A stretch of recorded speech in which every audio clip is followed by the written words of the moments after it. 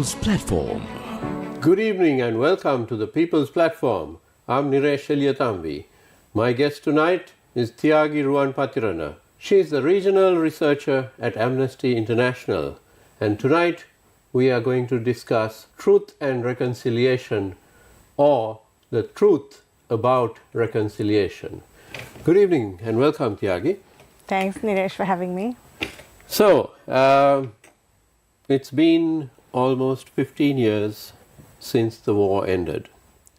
And this term, this phrase, truth and reconciliation, has been bandied about. We've heard it thousands of times. We've had committees, commissions, we've had all kinds of things, officers being set up. But has much been achieved in this 15 years? So that's the million-dollar question, I guess. And I think that question needs to be asked primarily from the people who've been affected by the war, the victims' communities, especially in the north and the east, who to a large extent are still suffering the consequences of the war. Some of them haven't got their land back. Thousands are still protesting on a daily basis for the past 7 years, asking for information and the truth about what became of their loved ones. And added to that, I think there are new points of conflict that are coming up, especially in the north and the east, with new land tensions as well. So this is kind of the overarching picture where we're talking about moving on and reconciliation without really addressing the atrocities that were committed during the war. And I think one big elephant in the room that the government, each consecutive government, has shied away from is about accountability and criminal justice. Let's look at it from the point of view of the families of people who are missing. It's not about revenge or anything like that, is it? It's simply that a mother wants to know what finally became of her son, or a wife wants to know, or a father wants to know. It's pretty much about closure, isn't it? I mean, it's something, if you're a parent and your child goes missing in everyday life, then you would do everything in your power to try to locate that child and to find closure in that. So isn't it pretty much the same thing? Absolutely, and at a very human level, that's how it needs to be understood. You know, I think earlier governments tried to spin it by saying that these are families looking for their terrorist sons or terrorist daughters. But in effect, regardless of what the beliefs were, if they were combatant, if they were civilian, at the end of the day, each human being has a right to know the truth about what became of their loved ones. What happened? Did they die during the conflict? Were they arrested? Were they taken into detention? If so, where are they now? And these are basic questions, and without knowing those answers, it's really difficult to say, let's move on, let's reconcile. I think to this day, especially families in the north and the east, you know, occasionally hear about someone who's been in some kind of detention center, for example, for 20 years, and they suddenly show up, right? When you hear about stories like that, how can the government or ministers or even the Office on Missing Persons tell these families that, you know, give up the search, they're not alive or they've gone abroad? The families have a right to know, are they alive or dead? If they are dead, what were the circumstances under which they died? And they want justice, they want truth. So it's not really about north and south either, is it? I mean, in 88, 89, we had massive numbers of people who were killed or disappeared in the rest of the country, the insurrection at that time. And there was a commission or a series of commissions appointed by the Chandrika Kumaratunga government in, I think, 94, 95.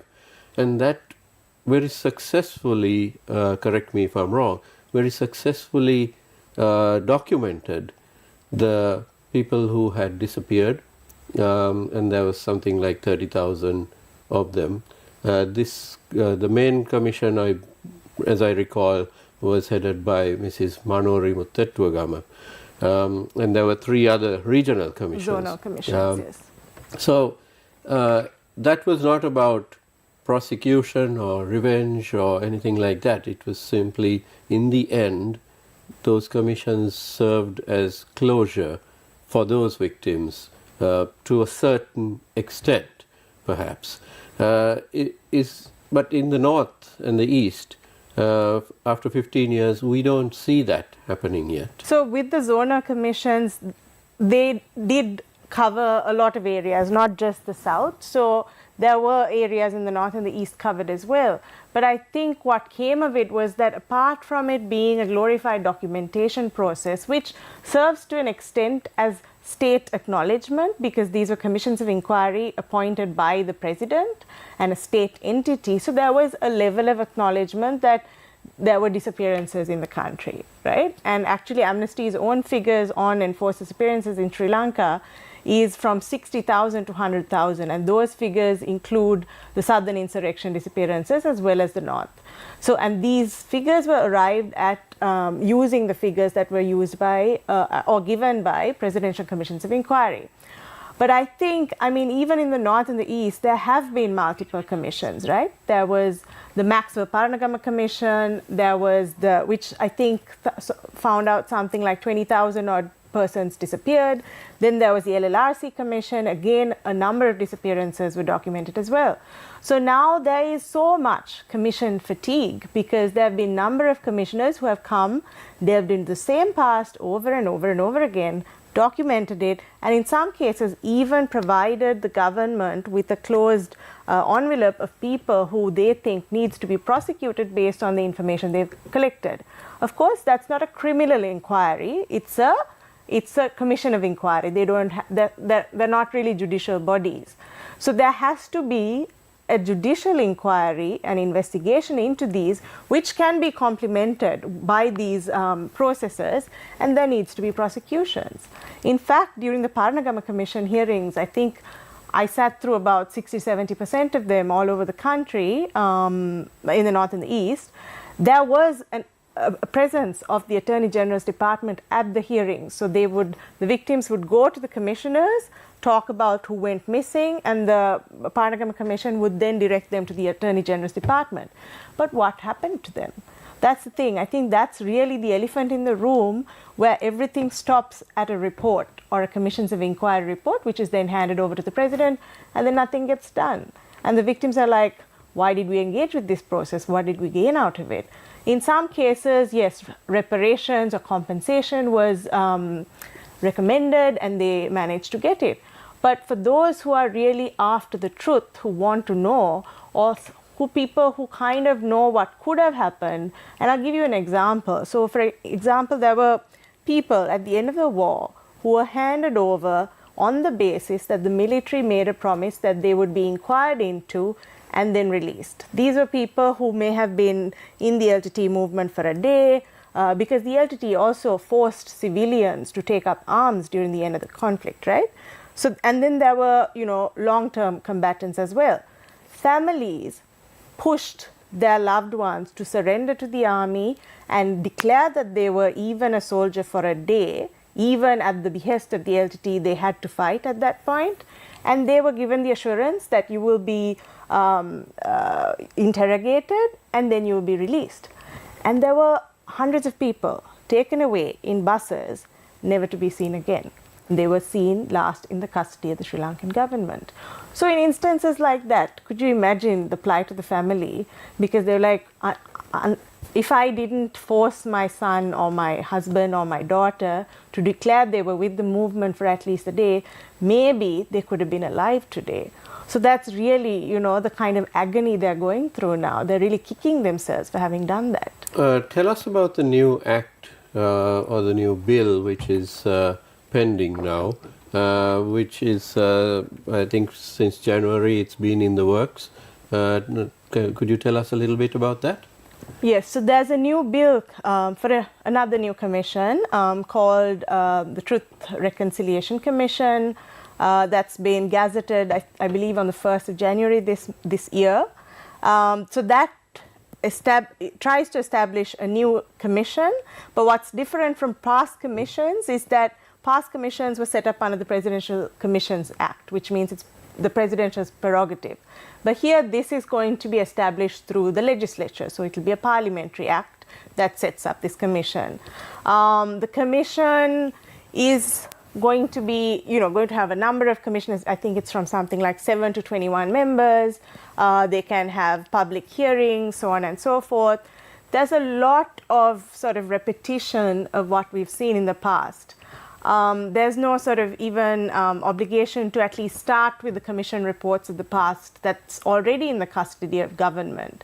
But it seeks, in my opinion, to reinvent the wheel, get the victims to come back yet again and tell their stories with the aim of, I'm not sure to achieve what, because those stories have been told before.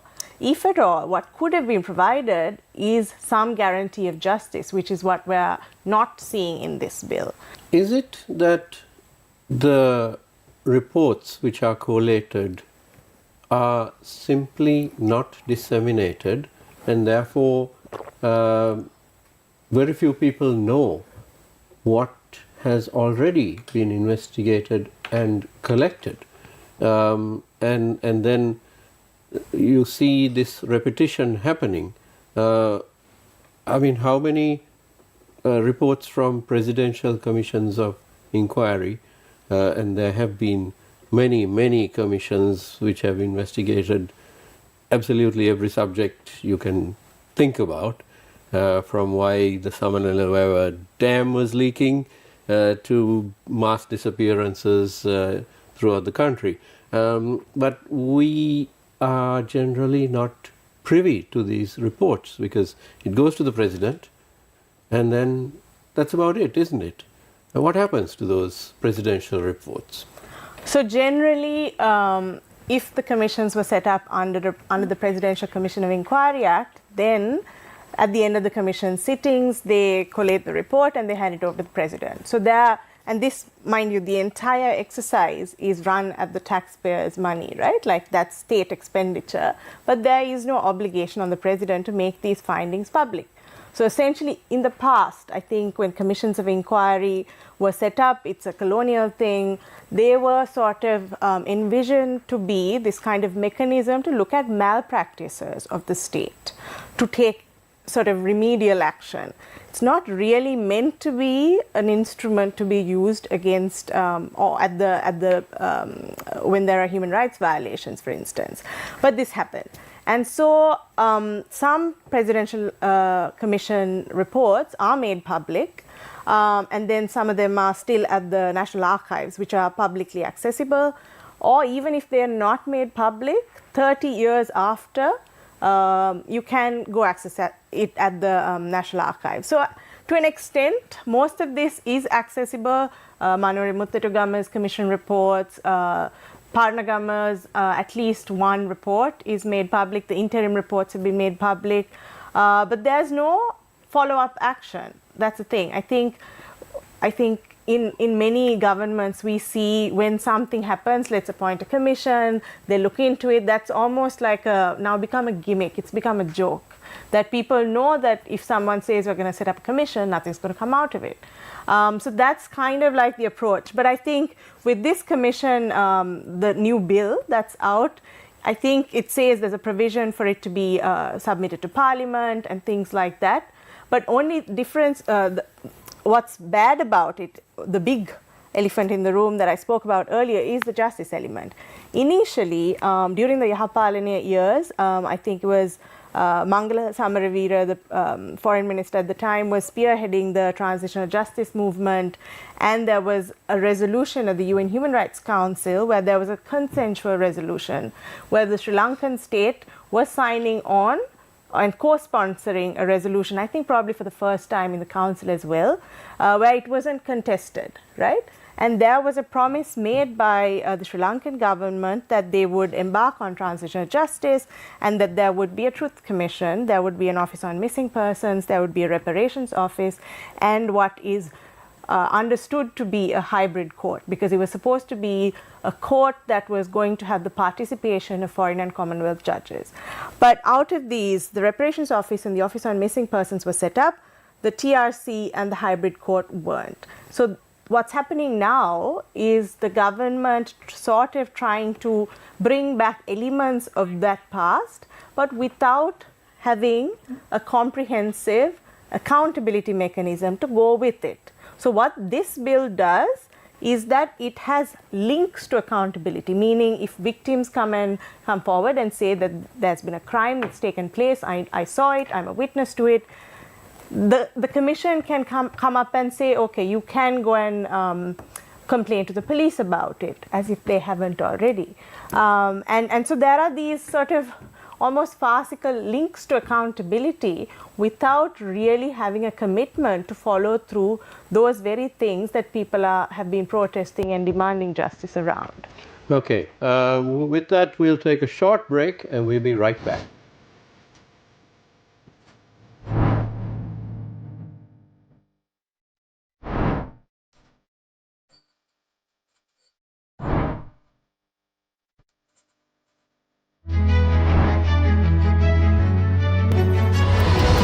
The People's Platform. The Symphony Orchestra of Sri Lanka proudly presents SOSL Concert, a musical masterpiece conducted by Kiko Kiyobashi with the world premiere of Lalnath De Silva's first cello concert with soloist Dushanti Pereira, One Soups, Light Cavalry Overture and Drums First Symphony. 23rd of March 7 p.m. onwards at the Lionel Wendt Theatre. Tickets available now. Electronic media sponsors Yes 101, Legends 966, News First and TV1. කැවුම් කොකිස් තෙල් ඉහිරෙන වැල්ලවාය. වැල්ලවායම සූදානම් වෙන්න. The Symphony Orchestra of Sri Lanka proudly presents SOSL Concert, a musical masterpiece conducted by Kiko Kiyobashi with the world premiere of Lalnath De Silva's first cello concert with soloist Dushanti Pereira, One Soups, Light Cavalry Overture and Drums First Symphony. 23rd of March 7 p.m. onwards at the Lionel Wendt Theatre. Tickets available now. Electronic media sponsors Yes 101, Legends 966, News First and TV1.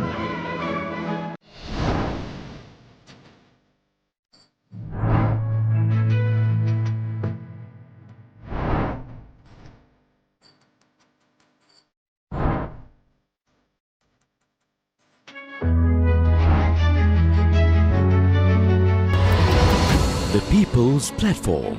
Welcome back. We are in conversation with Thyagi Ruwanpathirana, researcher at Amnesty International for the entire South Asian region. And we are talking about truth and reconciliation.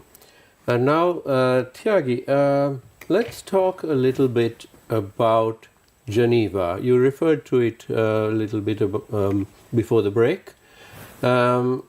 Now, it seems to me that for the last 15 years or so, the government of Sri Lanka has kept getting hauled back before the various UN commissions, like a child who's been summoned to the principal's office.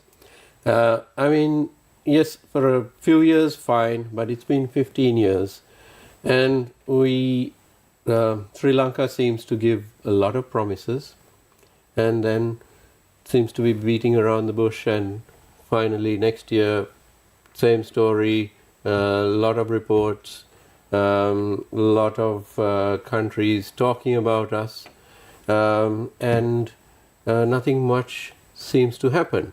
But at the same time, wouldn't it be to our advantage as a country to take the bull by the horns and come up with the solutions ourselves instead of waiting for these foreign bodies, international bodies, UN and so forth, to rake us over the coals on these things? Absolutely. I mean, that would be ideal, right? And just to say also, like, Sri Lanka is a part of the community of nations. So it's sort of the while we reap the benefits of being part of UN systems, these are mechanisms to hold Sri Lanka also to account to its human rights obligations and commitments, which it's made on number of promises over different treaty bodies across number of topics as well, like be it children, be it like torture, be it civil political rights. So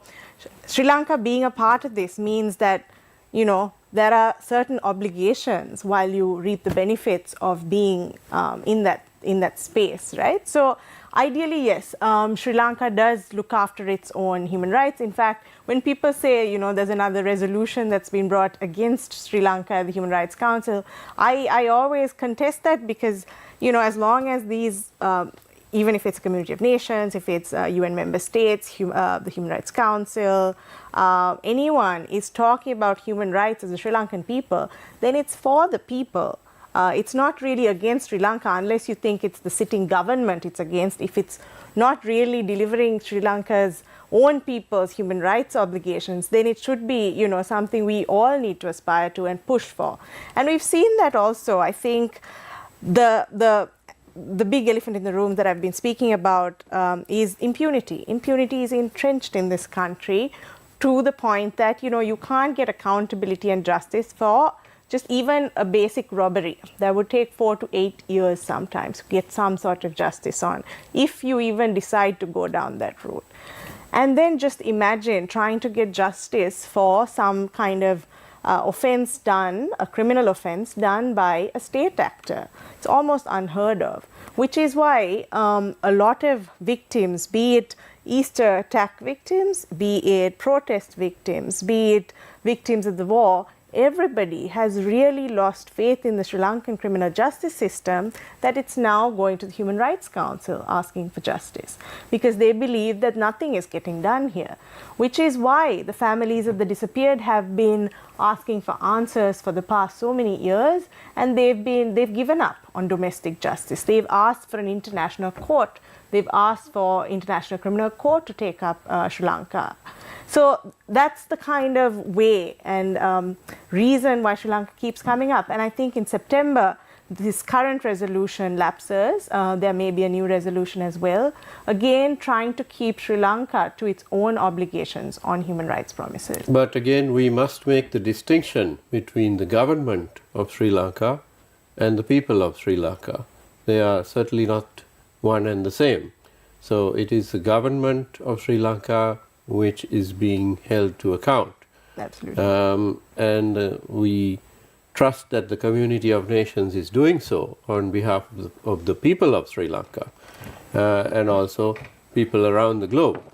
Now, one of the constant reminders that we get with regard to atrocities is, once in a way, we find a mass grave. It's usually by accident, and then slowly there are excavations done.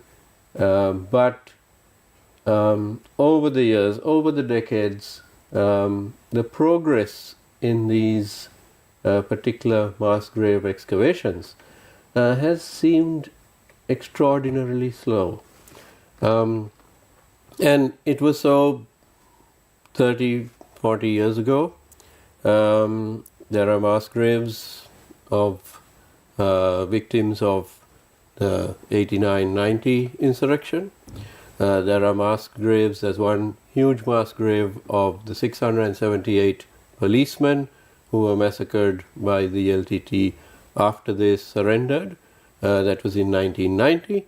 And there are other mass graves like the Matale mass grave and Chemmani, Suryakanda, and so on. And now, even at present, there is one which is being unearthed in the Trincomalee district, Mullaitivu district, and that's at Kokkotudu, I believe. But it's been going on for months, and I saw in the media that the government has run short of funds to do the excavation. What goes on when it comes to such investigations? Keeping in mind that today you have DNA evidence and so on, which can pretty much tell you which year a victim was killed and who that victim actually was. Yeah, I mean, it's ironic also, no? Because if you think about it really, there are families who've been demanding answers for their loved ones, asking for the truth. And then on the other hand, you potentially have all these answers in mass graves, but you're not really connecting the two. Instead, and without putting money where the truth can be uncovered, here we're trying to set up yet another commission. And that's really where, you know, you don't see genuine political will to see through the truth angle, at least, not even justice. But I think it may be the case that many people in consecutive governments are really afraid of what the truth might unravel and who could have been responsible for those things. So that may be really the reason why there's no real incentive to go through them. I mean, a lot of things that has to happen when a mass grave site is discovered hasn't been done. For example, you know, there has to be sort of ante-mortem data collected from people in the area to see whether, say, what's unearthed from the ground then has to be matched with people so that they can make a match to see who those could have been. And, you know, even in Mana a couple of years ago, a big mass grave site was found. Again, to this day, we don't have answers. So that's where I'm saying where this entire exercise, and that's what actually the victims have been saying. Last year, there were at least 4 victim statements around the proposal for a Truth and Reconciliation Commission saying, hey, let's see the government first implement some of the recommendations of their own commissions in the past. Let's see answers and the truth uncovered from existing mass graves.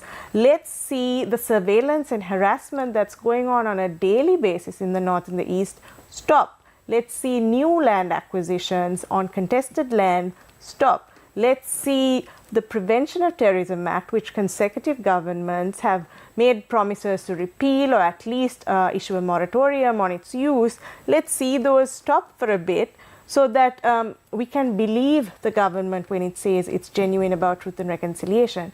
Instead, just a couple of weeks ago, during Mahasivaratri, there were people who were arrested. The PTA was used last November as well. So while all of these things are going on, while truth could have been uncovered in mass graves, you're not really delivering on those.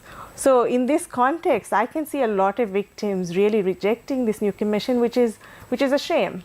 Truth and Reconciliation Commission bill, which is coming in, Thyagi, do you believe that it's completely insufficient, or do you want to see some additions and changes to it where it would have more teeth and it could be the solution? A lot needs to happen for it to be a genuine process. For starters, I think that link to accountability and a dedicated mechanism for accountability has to be in place before we even talk about another Truth and Reconciliation Commission. That's one. I think the second thing is, like I said, all the trust building mechanisms, initiative, efforts have to happen so that the people this commission is intended for feel safe approaching the commission, want to engage with the commission with the foresight of seeing something happen without, you know, they've engaged with so many commissions in the past. They've not got anything out of it apart from in some cases, compensation where they choose to accept it. And then at the same time, there has to be so much change legally through the legal regime that needs to happen as well. So, for example, Sri Lanka's domestic law doesn't recognize some of the war crimes. War crimes, crimes against humanity haven't been legislated into domestic law. So what that means is a murder or a murder of several people could be just prosecuted as murder as opposed to a war crime or crimes against humanity. Those are international crimes, and those the kind of offences that are in the local criminal justice system don't capture the gravity of the offence. Those laws have to be passed before we start talking about a Truth and Reconciliation Commission and accountability if there's genuine will. So clearly a lot needs to be changed in this bill. And with that, I'm afraid we're out of time. My thanks to Thyagi Ruwanpathirana of Amnesty International for all her insights into this very important subject. Thank you very much for watching. We'll see you tomorrow night at the same time. Good night.